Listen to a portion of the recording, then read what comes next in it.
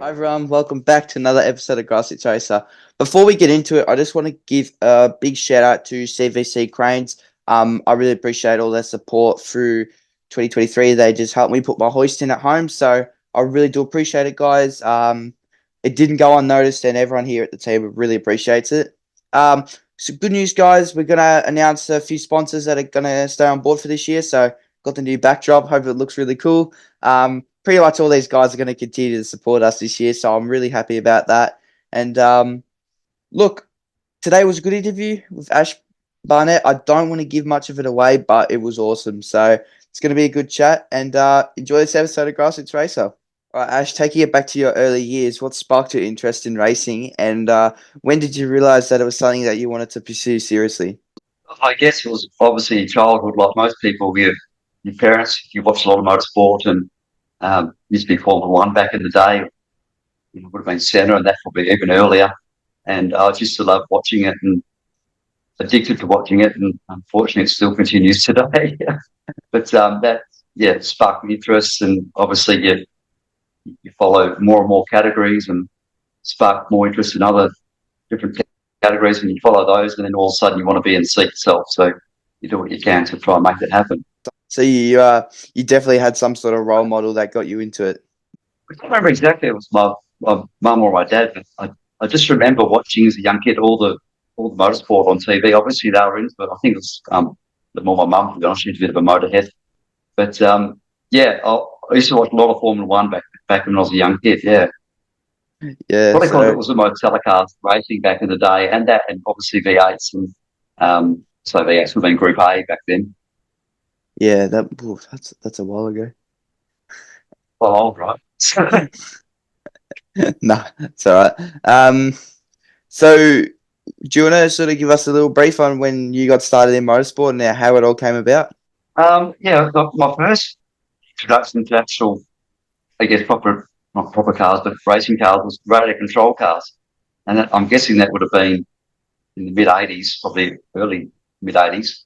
And we helped the club in Bayswater build their off road radio control car track. And the first car I had was an electric grasshopper. You probably wouldn't even know what that is, but people my age, around late 40s, 50s, would know what that is.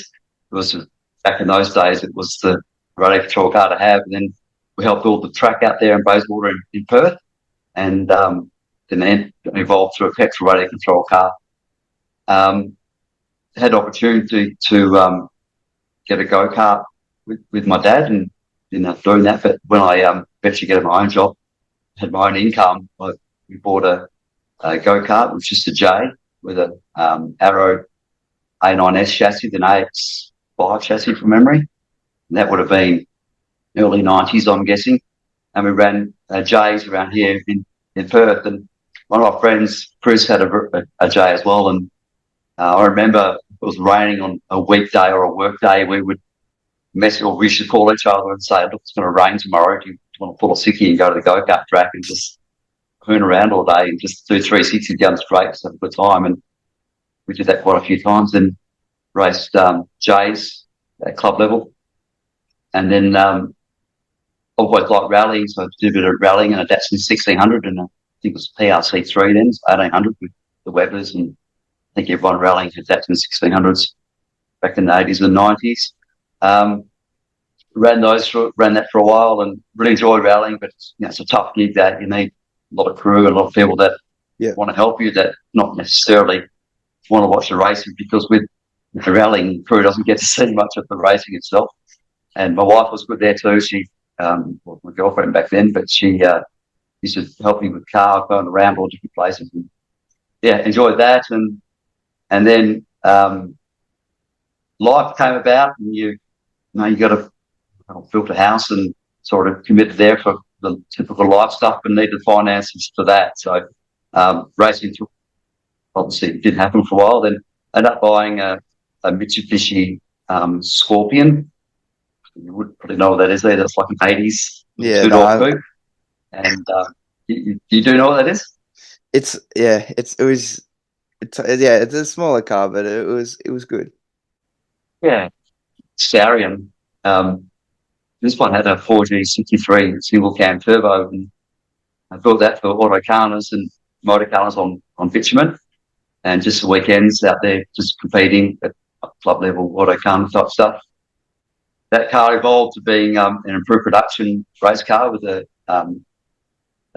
Galant VR4 engine in it, which was a striker, and we ended up fully restoring that car. And ended up in a few magazines. I think it was Zoom magazine, the first street car back then. I was going to build it for a category over here called street car, and at the time, the guy doing the roll cage goes, "No, you should build it for this new category. There's something coming in Perth called improved production." So that's what we did.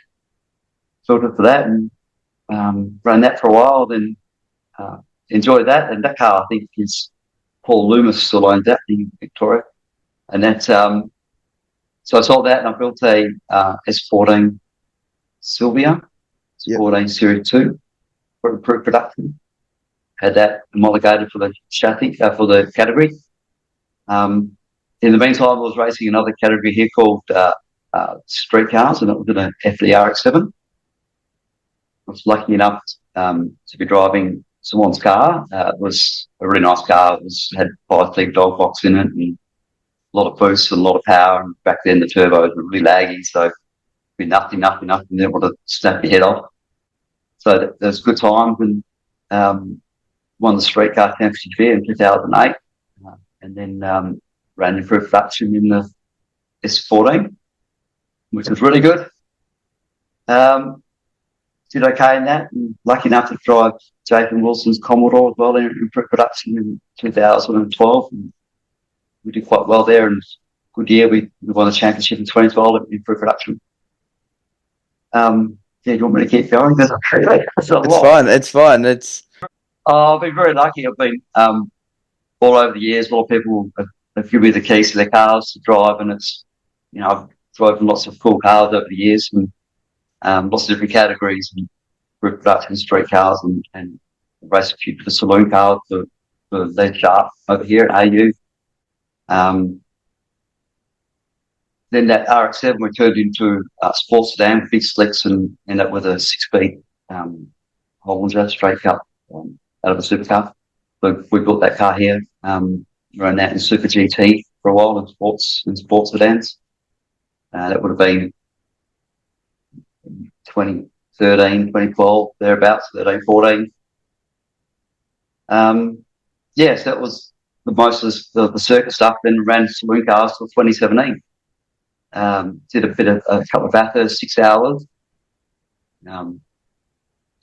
Even my friends Steve and Jeff Thomas, they got a VN Commodore improved production car. We ran that in improved production support races at 12 hour, and then we did a couple of 6 hours Bathurst 6 hours with Adrian the Farm in their 335i. I think it was 2017, 18. Yep. Also run the VN and some improved production races here in Perth, and Phillip Island with the National at Phillip Island, which is I think probably my favourite track. Yeah. Phillip Island. I think my favourite corner would be the last corner at Phillip Island. I think it's one of the coolest corners I've ever driven at any circuit. It's awesome. Yeah. And then I was lucky enough 2018, 19 and 20 to race sprint cars for a friend of mine, Matt Newsom. We ran sprint cars for a few years, and that was a big eye-opener and a big change for me, and a challenge I really enjoyed.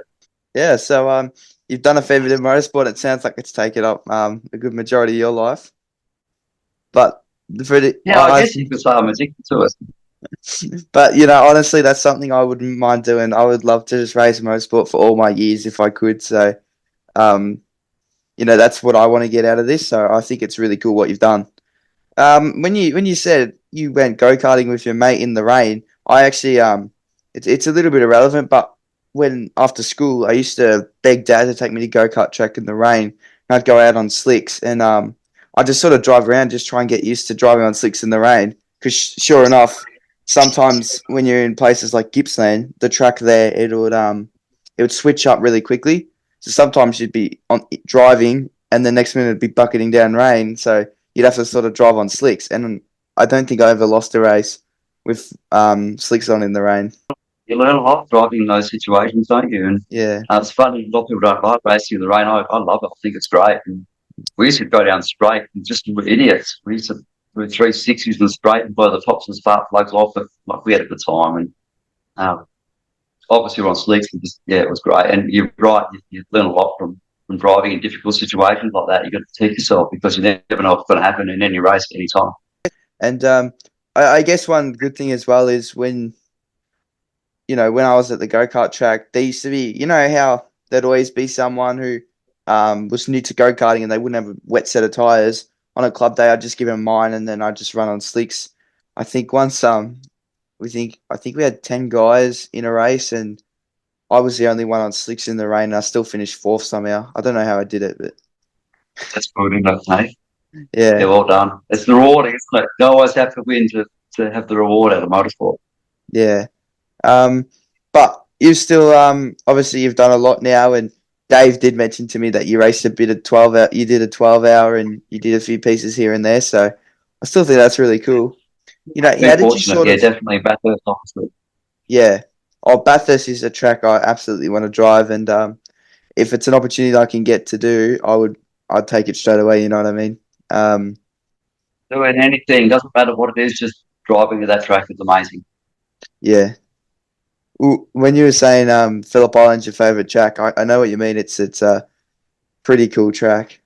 I just like the high speed stuff. I like Bathurst as well, and obviously Bathurst is a quintessential Australian hero and probably the world hero track, and it definitely is that. But for me, the high speed Phillip Island stuff is very addictive. No, I know what you mean. Well, again, I was like at Phillip Island last year, and it was just raining really heavily, and I went from P18 to P7 in 2 laps. And I just remember, like, because it was only Formula V, you would be in the last corner, and I was driving in, like, on the outside on the marbles, just chasing the car the whole time. It's so fun. But yeah, I've and never, that you learned that from your go karting days, didn't you? When you were yeah, running in slicks in the wet, right? yeah. It's Phillip Island is one of them tracks. I've always loved it when I've driven on it. It's never failed to disappoint me. And running to turn one, like, can I go harder this time? Every lap, you try and go harder, and then you dip a wheel, and then you'd sort of go, okay, that's the limit. That's something about take it back a little bit. Yeah, it's super rewarding. And in pre-production, you guys would have been flying a fair bit. We had a difficult run there in pre-production. We had an issue with the foam breaking down the fuel tank and was getting all the way through to the injectors. So after and we didn't know what it was. First bit of spitfire to get worse and worse. And after every heat race, we used to pull the injectors out, spray carbon clean through them, and spike it on a battery to pump them to make the injector pulse.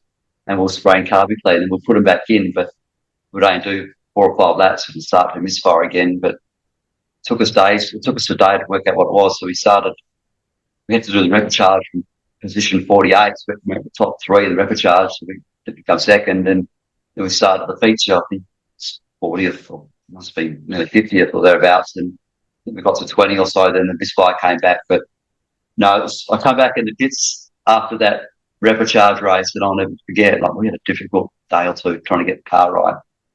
And this is what motorsport is. It's not just about the racing. We come back in the pits, and Jeff, who owns the car, he worked so tirelessly to make it work. Come back in the pits, and he was crying with emotion. And for me, it was like that was the reward of motorsport. It's not just the speed or the race; it's the whole team effort, and the reward for everyone when you do well. When you have a tough time, the whole team has a tough time. When you do well, the whole team does well, and it's very emotional. Yeah. No, I understand what you're saying, man. That race I had at Phillip Island, it was like we had troubles with we're chasing clutch troubles, then we'd fix the clutch troubles, and then we'd have a burnt clutch, and then every time we'd fix the clutch, we'd go back to the same problems. So it was like just a cat chasing a mouse. So yeah. we had these troubles with the clutch too much where it'd start slipping, and I guess when I went, so the car, we were always at the back, we never surpassed 15th on the grid. So then when I finished in the top 10 in the wet, because honestly, like, that's when I knew I had an opportunity to show something. And this car, it's like an old car too. It was built in 1992, and everyone else was running a car from about 2005 onwards. So it's Difference. it's not really a brick, but we call it a brick because it's shaped squared. So it has It's got the wedge front end. yeah, it's not very I think I know the one you mean. Yeah. yeah, and I don't know how I did it, but yeah, pretty much I put it in the top 10, and I just remember how rewarding it was for everyone. So Yeah. Well, no, you without the tough times, the highs aren't high. So you've got to go through the tough times and realise how hard it is. And when you have a good night or a good day, it doesn't have to be a win. It could just be that you finish well, and everyone's happy. You need the tough times to make the rewards high. yeah, and for someone who spanners their own car as well, and I built that car myself at 12 years old. It was a really good achievement for me. So I guess putting together a Formula V myself and then campaigning it was definitely tricky at the start, and then Dad got unwell, so he couldn't come to the races. So it was just me and Mum for a long time. And then yeah, it was pretty That's good. good, mate. That's good. You work on your car and you build it. You know it inside out, and you know what's going on, and not just from a reliability standpoint, but from an engineering standpoint. And we build a lot of our own stuff here as well, and you learn so much. And I was reading something last week about Van Gisbergen, and I can't remember who it was. I think it was Paul Morris said that the reason why Van Gisbergen was so successful because his understanding of engineering of the car, his mechanical knowledge. He just knows. Look, Van Gisbergen, sorry, I think he was talking about Kostecki, to be honest, and how he understands the car inside out and what's going on mechanically, and that's why he was so successful in 2023. Yeah, I mean, Kostecki, he was one of them guys, like, he steps in a car and he's always finding his feet. He's always finding himself toward the front. And I think last year was a really good opportunity for him to go out there and sort of show his worth. And Erebus gave him a good enough car and he performed really well, I believe. 100%, mate. He got the trophy at the end of the day, and I'd like him dog it. It reminds me of Van Gisbergen and McLaughlin.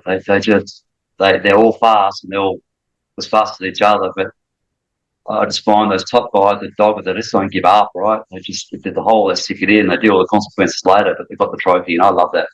It's good.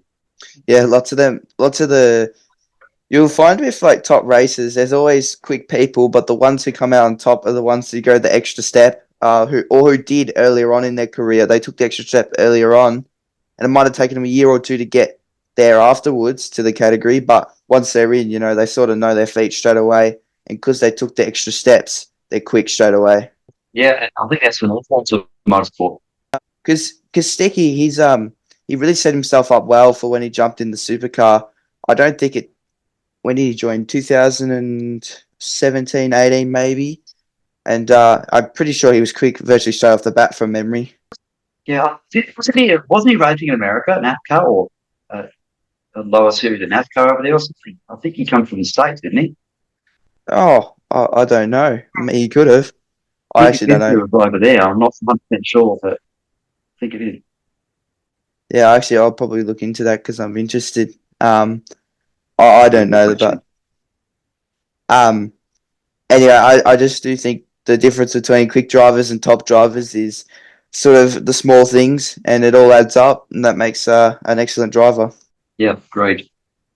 Because I'm not picking at drivers like as if I'm better than them, but for example, when you look at Fabian Coulthard when he was alongside Scott McLaughlin, those two guys were very talented, but I think Scotty, went the extra way. He took extra steps, and it actually made him quicker in the end. But I'll give it to Fabian. He's a very consistent driver. He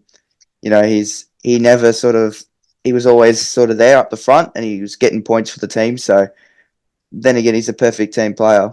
I think also that once one, maybe I'm wrong, but once one driver starts making a little bit more progress than the other, the team, I think, start to focus their engineering and their development around that preferred driver as well. Maybe I'm wrong, but I think that then it compounds it, right? So they get faster and faster, then the gap gets bigger and bigger. But I think that's with all motorsport there.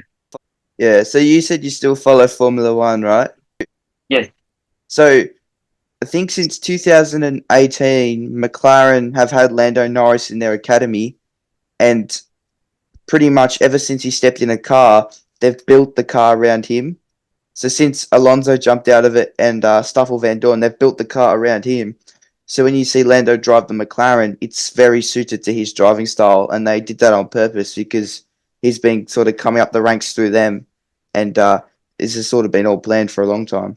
Well, there you go. That makes it hard for someone like Daniel, who's probably engineered from a completely different angle to hop in the car and go quick. Struggles. Yeah, it's just different drivers. Yeah, 100%. And there's not too much you can do about that when you're someone like Daniel. And I think he deserved a lot better at McLaren because he ended up winning a race and Lando didn't. So when you think about it, That'd be tough. And now Piastri, we've got a sprint race. There's Lando. How do you feel? But obviously they're all talented, and Lando can drive a car. But I like Oscar Piastri. Obviously he's fast as a driver, but I like his personality. He's cool, calm, collected. I think he's very much a thinking driver and doesn't get stressed. And I think give another couple of years, he'll be a tough man to beat. yeah. Well, even this year, for the sort of car that he had, I'm not going to say it was the worst car on the grid, but certainly wasn't the best. And he's still, him and Sainz, when you think about it, were the only ones who bet Max at all. So a rookie beating Max Verstappen. Yeah. I like him a lot. He's good. Yeah, and he's very quick. I'm not sure if you saw him much when he's coming through the ranks, but he did Formula Renault, Formula 4, Formula 3, Formula 2. In every of those, he won it in the first year. He won the championship. So, he didn't natural talent. He didn't beat around the bush. Yeah. I guess he got the money's worth too because it's very expensive to run all that. Yeah, obviously all needs funding. Right? Someone's got to fund the racing, and you either got to be good enough and have people back you or bring the money to prove yourself. But either way, it's not free, and that's in all levels. But I think McLaren saw what they needed to do and posted him at the right time. Someone else paid for it all, and they grabbed him at the end. That's great. Yeah, 100%. He jumped in at the right time, and he sort of already proved himself. But hopefully, he can do really well at the Australian Grand Prix this year. Sort of give the home fans something to enjoy. Yeah, man. He or Dan, imagine those two on the podium. You'd want to be at the after party, wouldn't you? It'd be fantastic. I think last time Daniel Ricciardo was on the podium at Australia, would have been 2014. It's the first one that comes to memory. When he was racing. How old are you? Like 8 years old or something? How do you know that? I don't know. I just remember it was a wet race, and he finished behind both Mercedes. So I think that was the last time we saw an Australian on the podium at Albert Park. Well, 10 years ago now. I'll have to jump in. Yeah, sure. Why not? Just hold it flat. It's too expensive. Oh yeah. I don't even think all the properties around me could pay for it. No, you need some money, mate. Or someone's got to pay for it. Someone's got to pay. Yeah. They have to be to drive one. Even just to leave the pit lane and just experience it for 30 seconds would be amazing. Oh yeah. The dream, wouldn't it? Hitting and hitting the throttle, the brakes, probably the brakes. Yeah, I was going to say. And the MotoGP. The MotoGP bike would be something, I don't know, if you want to experience too, from 100 to 300k out of acceleration. I'd love to experience that. Yeah. Even just once, it'd be mind-blowing. I was going to say, when you drive out the pit lane in a Formula 1 car, you'd be going up, and as soon as you hit the brakes, your head would just go straight forward. Cause... Yeah. That's funny. Who was it? I can't remember the driver. I think it was a young English or Australian driver, and they had their first test with a Formula 1 car. It was at Monza. I think it was Monza. And they said he was going down the straight, and acceleration was so brutal that teared in his eyes. And when he hit the brakes at the end of the straight, the tears came out of his eyes and hit the visor. That's the G-force, the braking. Yeah, I remember reading about it at the time. It must have been 20 years ago. So imagine what it's like now. Yeah. Well, they easily pull up to 5G, which is 5 times your own body weight. So it's pretty incredible. Yeah, amazing thing. Because you got to think about it. They're strapped in. They're all strapped in. The only thing that can move is their neck a little bit, and they're going through corners, and 5 times of their body weight is pushing against them and their neck. It's crazy. Only imagine.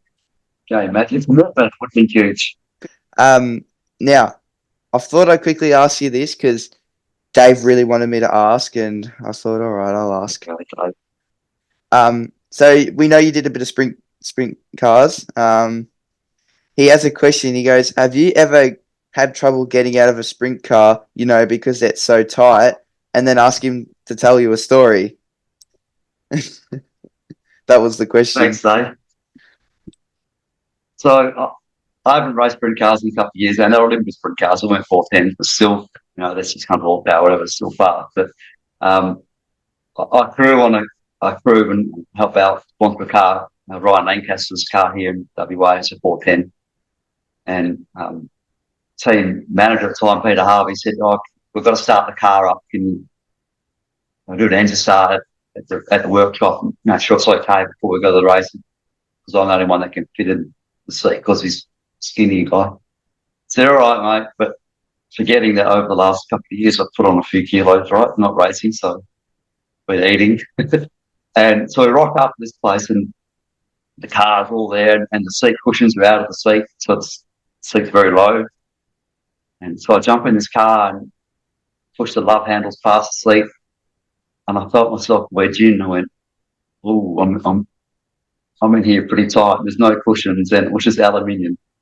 And I'm 6'2". My knees were beyond horizontal, and oh, geez, I'm tough. This is tough. I can't stay here very long. Right, this is tight." So Dave was there, and we pushed started the car. We got it running. Had a problem with, I think it was the oil pressure gauge. So I sat in the car while I fixed the gauge, and somehow it clicked over the other side of the needle, so it wasn't working. Then we started again, and we had it running. And I reckon I was in there for half an hour. It's Perth, it's summer, so it's hot. The old love handles are wrapped around the seat. And come time to get out, I couldn't get out of the thing. And I started to panic a bit. I was trying to pull myself out, and the seats, I don't know if you ever sat in a sprint car seat, they're not square, they're more leveraged for holding yourself to the right hand side. So you got to sort of switch yourself in. Sorry, just quickly, are they the same as just a regular late model? Because I've sat in the late model seat and I know what the steel ones are like. Guessing. I'm similar. I think they're a different type of seat, but they'd be similar in the way that they wrap around you on the right side. Yep. And so Dave was there, and then he just wanted to help me out, and he's trying to pull me out the top of it, and all of a sudden I started to panic. I was cramping my legs, and I don't know what happened, but I made this horrible squeaky sounding voice, and it sounded like I was a bit of a girl having a cry. And anyway, some crew chiefs laughing at me, and I wanted to cut the car off so I could get out of this car. About 10 minutes, I couldn't get out, and I said, "This is really serious. I can't get out." And now everyone's laughing, and it's great. It's what's good about speedways. No one cares. I just think it's great. Everyone has a good time. Everyone laughs at you. So anyway, I got out. Finally got out. Dave helped me, pull me out, and I can send you a picture, I guess, for your podcast. The bruises on my back and my side looked like they've been in a fight with Tyson. It was shocking. Anyway, it's a memory that I want to get, but I'm sure it's a memory that Dave and Peter will long treasure. I thought it was really funny for them. Well, so yeah, that was a difficult moment. No, that's a little bit funny, but since Dave threw you under the bus, I'm sure you got something on him that you'd be willing to share publicly. Oh geez, he put me on the spot. There's been many things with Dave, but Dave has got this thing where you'll be out somewhere and he'll say to you, "How do you dance to this?" And you could be somewhere really important and music playing in the background. He'll say, "How do you dance to this?" And you have to dance to it. And he's thrown me under the bus more than I have him, but just make them do stupid things in public places, like dance to silly music, and you've got to do it. It's the rule. So I've seen Dave do a few of those. I've seen him with his Gunther stunts, which are really good. Gunther von Nordschleifer. So yeah, he's all around good guy, and I think that what people would see is maybe a bit embarrassing we see as good times and laughter, and it's meant so. I'd laugh myself, get stuck in a sprint car, and we'll always laugh at each other, and that's what keeps you happy, right? It's good. Yeah, he was definitely a bit of a funny bloke when I interviewed him. So Yeah, he's a good guy, really good guy. yeah, because he actually messaged me out of the blue and he was like, "I heard you were looking for guests." He's like, "Interview this bloke." He's like, "He's really funny." He goes, I know him for a while." And Oh, the you guys wouldn't believe this, but when I rang Ash up and I asked him to jump on, I said, "I'm friends." You know, Dave told me to ring you, and he goes, "That's unfortunate." So yeah, we talk this out of each other all the time. It's good. We have a good time. Blokes need that sort of thing. We'll go a bit mad. So, no, it's good, mate. I hope we visit each other when I go to Sydney. I see him, we'll stay with him. He comes here, he stays with us, and my wife and I, Debs, and we have a good time. Yeah, always a laugh. that's good. I'd Oh like to well, drive with him one day. He keeps asking to do the 6 hour with him. I'd love to do that. Um, I'm not sure if it's about the race or the drinking and afterwards and the good times, but either way, it'd be good fun.